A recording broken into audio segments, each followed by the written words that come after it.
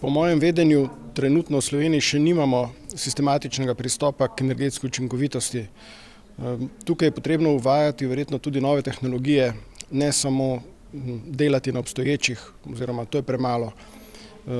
Kot primer naj dam recimo uvajanje energetske učinkovitosti v avtomobilih.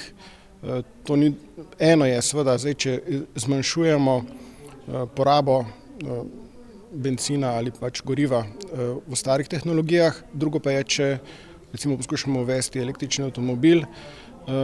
Seveda to so zelo drzne stvari, ki se v svetu ravnokar dogajajo. Pri nas malo tipamo, mogoče je pristop še premalo sistematičen. In seveda zdaj električni avtomobil potem zelo zmanjša lahko porabo goriva na enoto na kilometer pripeljan.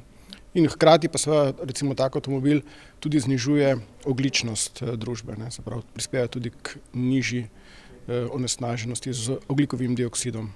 Poveča pa uporabo elektrike? Ja, poveča porabo elektrike, vendar tudi če bi izhajali iz sedanjega miksa, se pravi ne samo elektrike, se pravi mi imamo nek miks primarnih energij ali mešanico primarnih energij in tudi če pogledamo recimo ogljičnost ali pa izkoriščenost tehnologije z električnim motorjem, vidimo, da je ta precej boljša. Se pravi, mi znižujemo ogljičnost ravno tako, tudi če izhajamo iz obstoječega mešanice. Seveda pa dolgoročno pa lahko ukinjamo postopno fosilna goriva in jih nadomeščamo z drugimi viri elektrike. Sončna energija je popolnoma neizkoriščena, glede na to, koliko jo je možno izkoristiti.